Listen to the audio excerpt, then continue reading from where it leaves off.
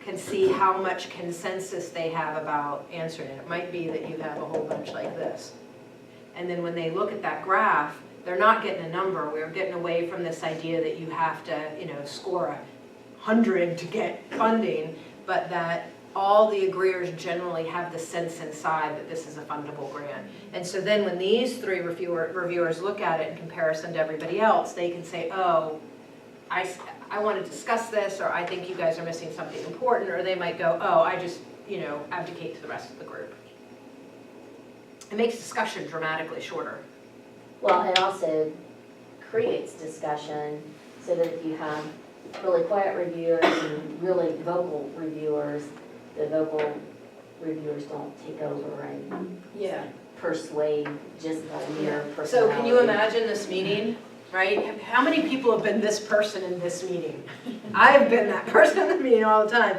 And this actually, everybody's view gets put out on the table. And so we know 3 people in the room are in disagreement with the majority. And that is fine. But a lot of times these people, isn't this exactly the definition of losing power and voice? These people don't have the space in the room to have the discussion unless this guy's a real asshole, right? You're not going to have a good conversation. But this actually, people here are like, wait, what did you guys see? Their opinion becomes very important. It seems like you're very intentional about the no yes order. Can you? Yes, I'm very intentional about the no yes order. And I actually just found an article that validated it, so I was like, whew. I think we have it, do we have it in here, or am I just making that up? We'll leave it here. We all think from left to right. We just do. There's a couple of left-handed people who really wish that the world was right to left, or people who read Hebrew, or people who read Chinese, who are all confused about the way that we're doing it, but most of us in America read left to right, and we see numbers from 0 to 100 on a number line. Negative is always to the left, positive is always to the right. Male and female is the way our language works. You can use your survey as an opportunity to start trying to change convention, and that's up to you, but if you do, people are going to flip the scale. You're going to get the wrong information. If you put female first, which I would love, but if you put female first, people are going to mark the wrong box. If you have, I see people all the time, they want to put strongly agree on this side and strongly disagree on that side, and it's sort of like, I just want to give them the opportunity to be able to see the good answer first, right? Which we all want to do that, or, that's fine. But if you do it, people are going to answer it backwards. They are going to answer it backwards. The article I saw was that they, I think chicks ordered things from less to most, left to right. They ordered things left to right. Like there's something intrinsic in us about going left to right. So you can do what you want, but I'm advising you to always put the negative on that side. Why in some surveys do you see them, particularly in like a long survey, they'll start flipping it? Like Because every they're third stupid. question. Because they're stupid. All of Because a they're trying to confuse you. I mean, it just takes so much longer. It takes so much longer if you're paying attention. attention. And if you're not paying attention, you just answer wrong. You have, okay, so let's talk about consistency of, does this bother you? Is anybody's neck hurting? Okay.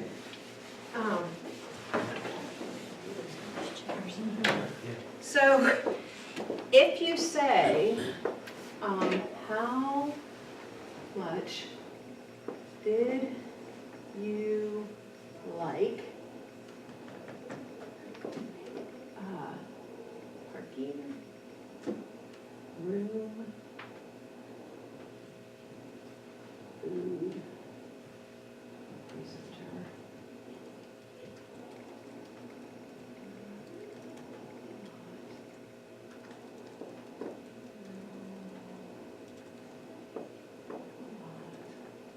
I'm just going to make a 3-point scale just to make it, I would never do a 3-point scale.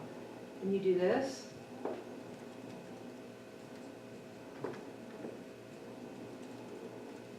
That's going to take about 3 seconds to answer. If you do, how much did you like parking? And you have its own scale. How much did you like your room and it has its own scale? How much did you like the parking that has its own, the food, it has its own scale? It's gonna take you like 8 seconds to answer. If you say, how convenient was the parking? How comfortable was the room? How delicious was the food? How much did you like the food? And how skilled was the presenter? It's gonna take you like 5 minutes to answer. That's an exaggeration. It's gonna take you like 90 seconds to answer. So if you're trying to lead your survey filler-outers to have a nice experience of this, you wanna get as close to this as possible. And you can do this in online surveys too. And these just become little buttons, right? They don't even see the numbers. And you get more accurate answers, you get quicker answers, you get happier people filling out your survey.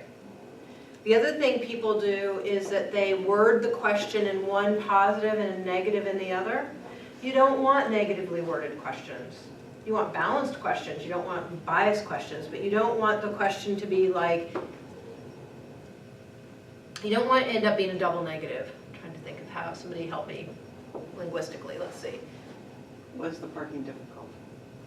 Yes, that's exactly what the question was. Was the parking difficult, which is one, a closed-ended question, and two, if you go not a lot or no, you have to think 3 times before you're sure that that means that the parking wasn't difficult, right? Or how difficult was the parking? Yes. Is it Yeah. better for that or better? So the simpler, the less you flip the questions, the more you can keep the scales the same, the better. You can't always keep the scale the same. Do you guys have your little survey from today?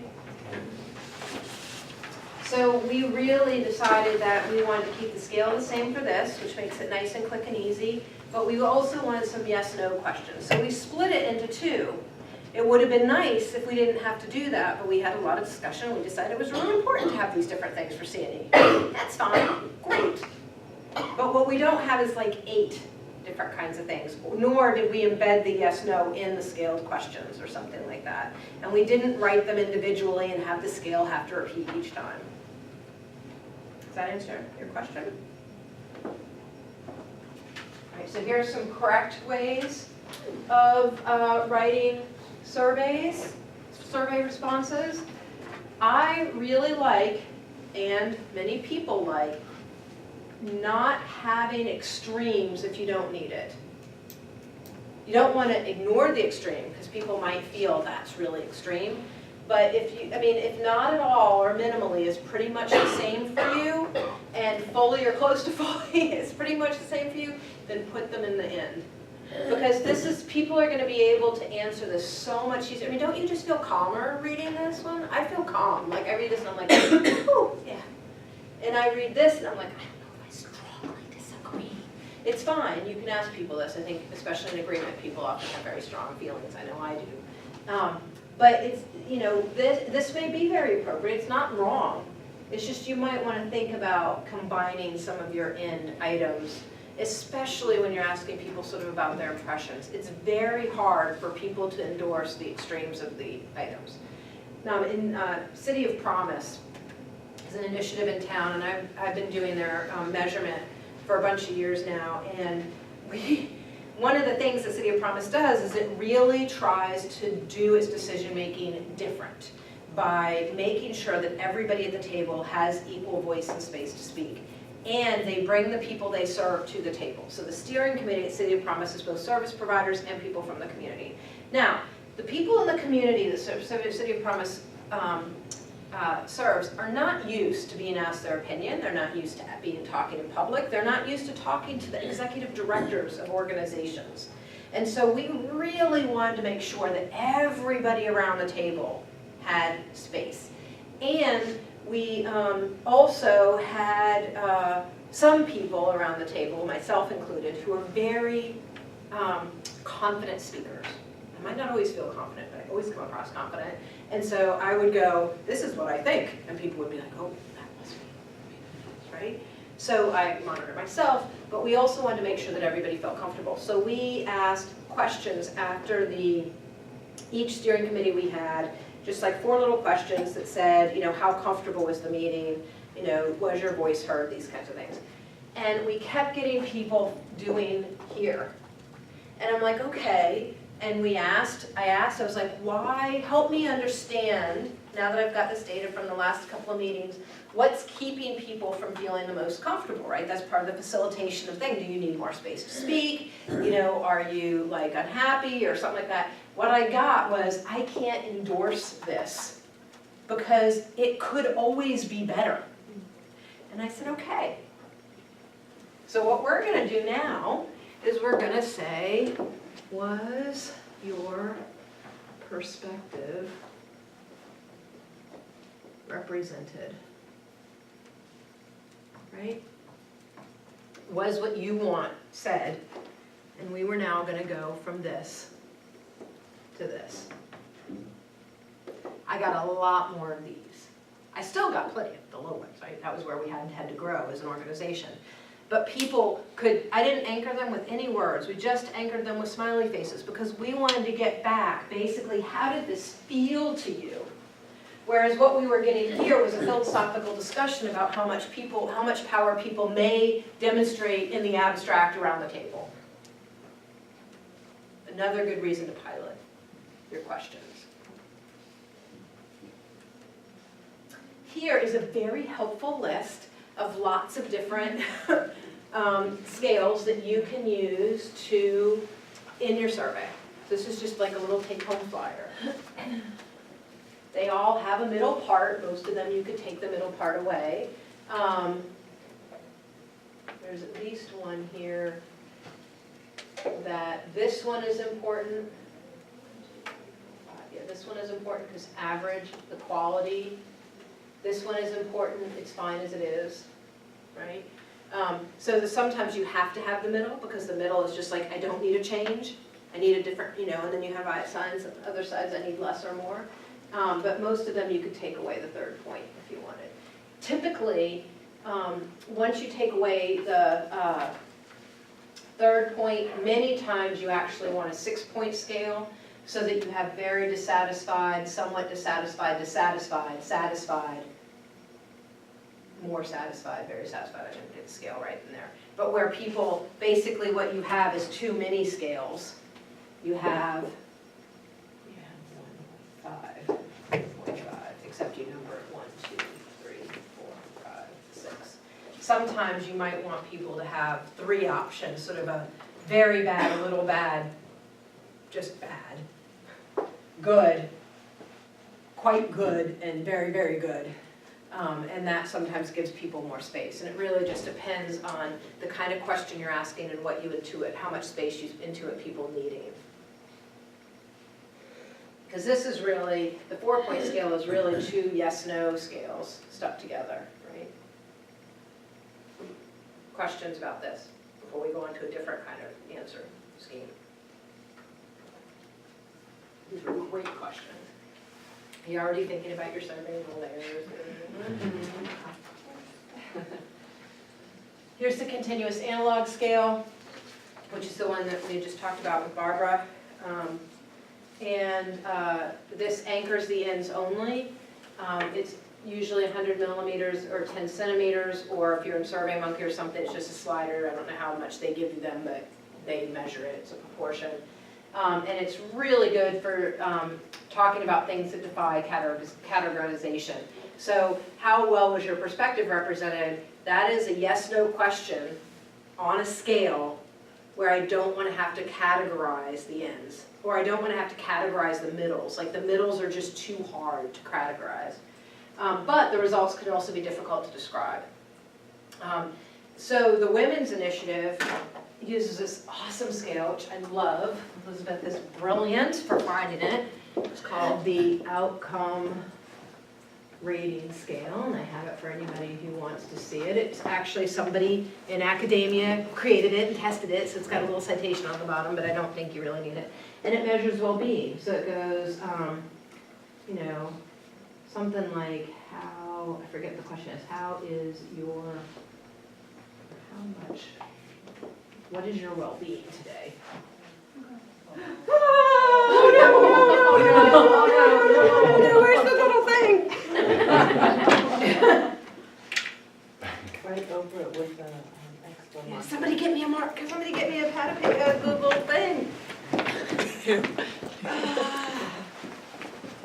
Magic early. eraser will take it off as well. Will it? It's not Awesome, I got permanent. magic erasers. I write on them by accident all the time. Oh, that's. Yeah, baby wipes. Yes, we're getting there.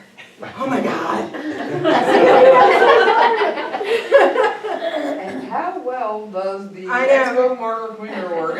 So well. Somebody take that from me. The camera was not in the right direction. Oh, and they're missing these pictures too. Sorry. Call me and I'll write the pictures again for you. Okay. So I am only going to use the Expo marker even over there. Now I forget what we were saying.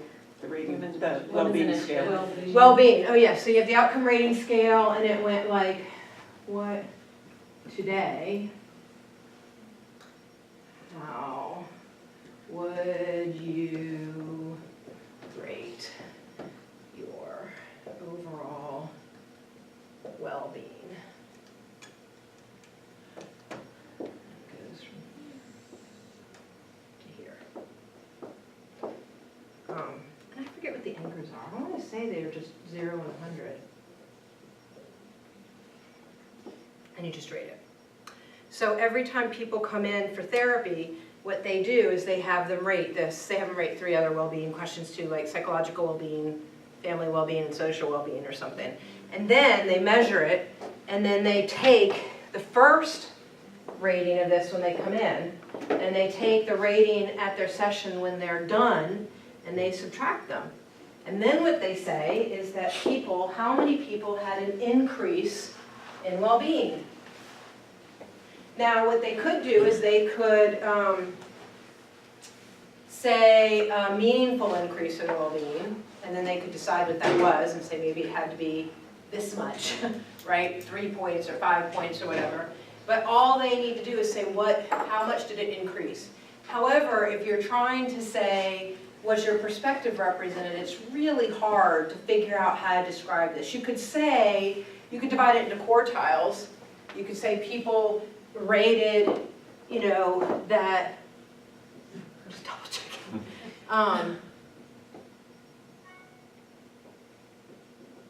Right, these are quartiles. This is the 0 to 25%, 26 to 50, 51 to 75, 76 to 100. You could say that like most people rated their perspective as being in the top quartile of being represented, or in the top 25% of being 25% of scale or something like that. You could come up with ways of doing it. But it's a little hard to describe unless you're just talking about increases over time. It's very good for being able to draw a picture of how well people agree, sort of like we did with Barbara's example where you get this idea of how things are scattered along. What I have also done is I've used this as my anchor. Just a picture, like from little tiny bit to a lot. And I do that also with kids a lot too. I'm like, where would you rate it? Where this is a little and this is a lot.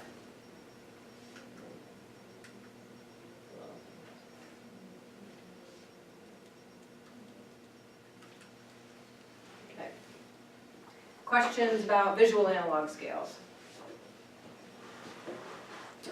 All right, forced choices are the difference between asking people to do one of the following versus all that apply. So in online surveys, it's the difference between the little dots and the squares. So if you're doing a Likert scale, 1, 2, 3, 4, you're going to have little dots. How'd you feel today?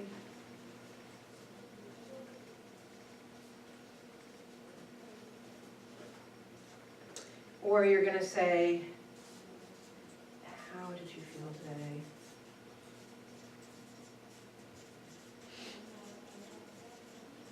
Check all that.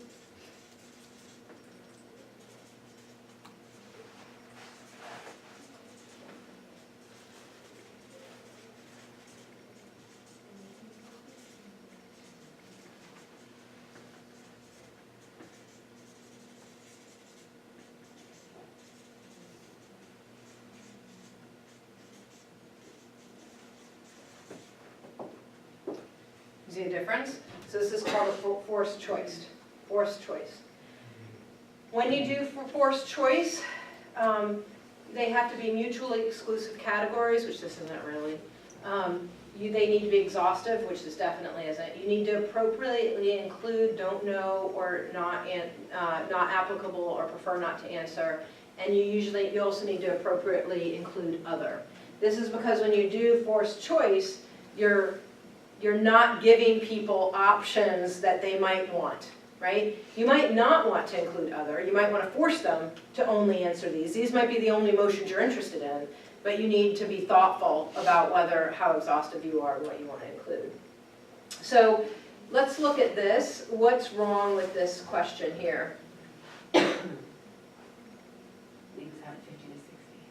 out 50 to 60, what else? Doesn't go, say, 31 to 50, so someone might be borderlining two categories.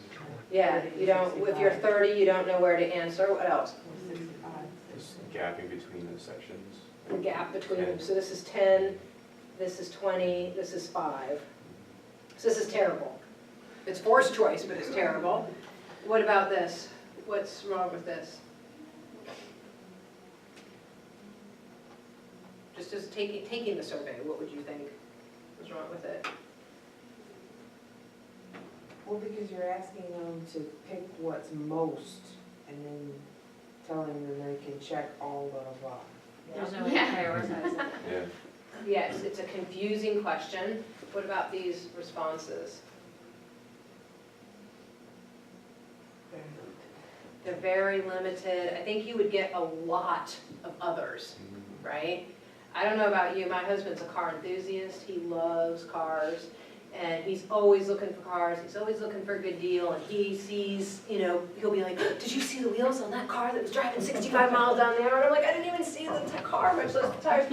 But, all I care about is I want air conditioning, and I think that's it. I want air conditioning in my cars. So if I have air conditioning, I'm good, but none of that is really in here, right? So you're gonna get a lot of people who have other.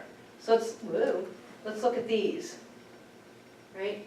Here you have, especially on something sensitive like age, you really might have more people who feel more invited to be in the survey if you say, I prefer not to answer. You don't have to. I don't see this a lot on age, but I think a lot of people would be very happy if you had that.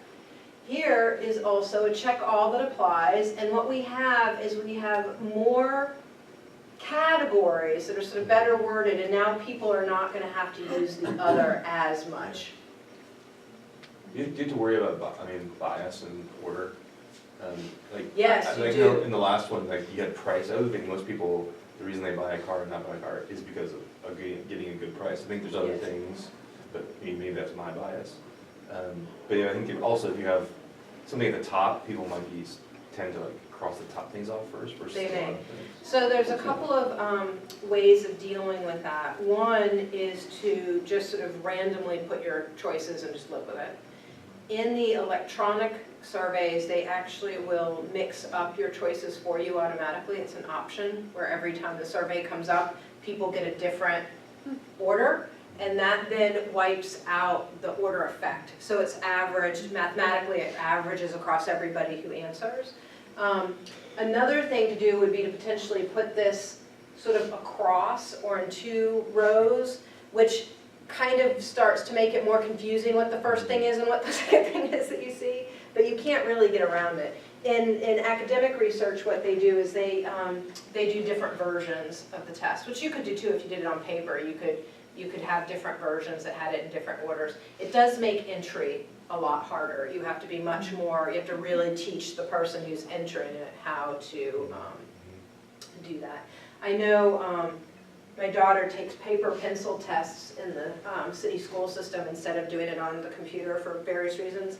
And every time the test populates, the items are in different orders, because if you take it on the computer, it doesn't matter because the computer has them all coded and it goes in. But it's very hard because she has it printed out, so it prints out in the order of the moment, and then when you go to enter in the data, you actually have to find the right answer out of the choices and put it in. But the school system, the SOL people or whoever is doing it, actually automatically changes the order of the questions for all the students. All right. One note about ranking, when you ask people, like if you said what's most, so I also said what features do you care about as opposed to what's most important, but here if we say what features do you care about most, it really implies that you're ranking it. What I don't like about ranking is many, many, many things. The first thing is it can be very difficult to interpret. You know, basically what you're looking at is sort of how many people ranked items 1 or 2, or how many people ranked items last. It's just a little, it's a very, very different question, and I think most of us really want to know. It doesn't leave space for sort of something not being applicable or people not knowing. It doesn't anchor how much importance that it is. So the top 2 might be like 100% more important to you than the third one. The top 2 might be the only thing that's important to you than any of the others. But if you ask them to rate everything, it kind of implies that the distance between each of those rankings is the same, which very much might not be. So a lot of times I might say, instead of, you know, how would you rank parking, room, food, and presenter as important today, I would say how important was parking to you today, or something like that. I try to break each one out into a scaled question, because the ranking is just very difficult. And it leaves a lot of user error. People use rankings wrong all the time. They rank all of them instead of their top 3, or worse, you want them to rank all of them and they only rank their top 3. They decide that 10 is most important instead of 1 being most important. I just think it's really good to stay away from. If you want to use ranking, make sure that you really want to use ranking, because you can always use scaled questions. So please rank the following things that you look for when buying a car. 1 is most important, 5 is least important. You can't have other.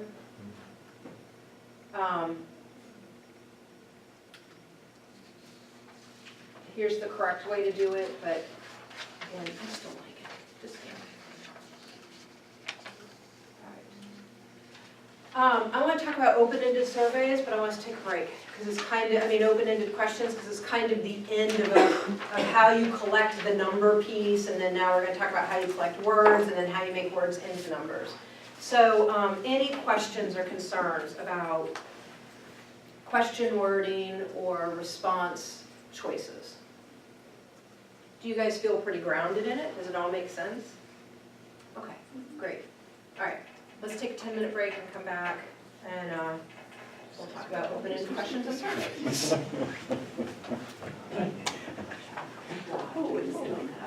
Are you tired? Are you sick? I'm sick. Oh, okay, I'm just throwing. Oh, no. Well, I just used your. I think it's just Yeah. but it probably also Have has. some control over this, but this is in Not math and childcare. gonna we have any any control control over this. Oh, yeah. It's completely within our control. So I thought we should move the childcare and also it's important. Well, what about Those are the ones that would easily change. Yeah, I want to try and use these too. Do you think those are pretty, evaluation sheets? Yeah, no, they're not It's gonna, the, I need to just change the word. the universe's punishment for not letting the other group see me on the whiteboard. Because I'd like to take some of this process that we're talking about. You took some work with my sister. Yes, I did out in Hampton. Oh, I love Hampton. I love your sister. Well, and then the question too is how much do you put in once or one versus the schools to how to do things differently. Like I was there last week and had questions. I was there and I talked to her so I could, just to provide them the opportunity to Oh, she was so awesome. tell us versus I'm us sure she still asking is so them. awesome. I loved working with her.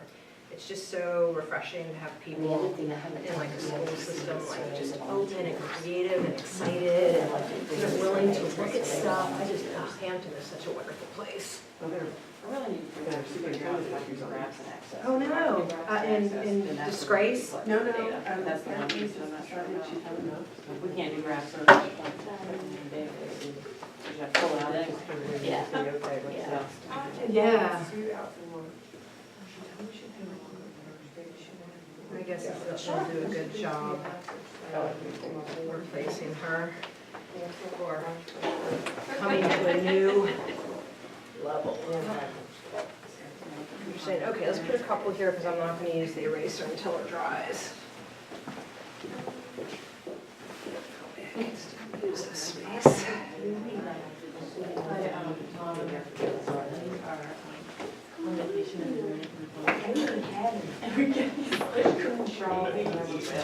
Hiding the Sharpie and we're hiding the eraser.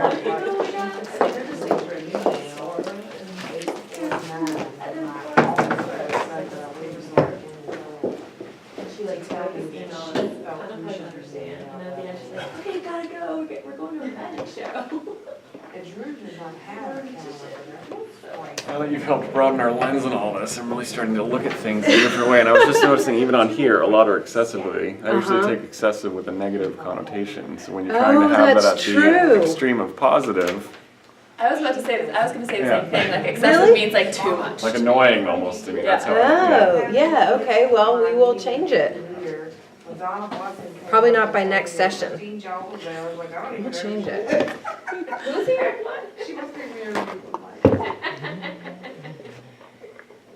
I did this, I'm sure you would get a hoot out of this. I did, my husband and I did this, research study at UVA, and it was like, at least 20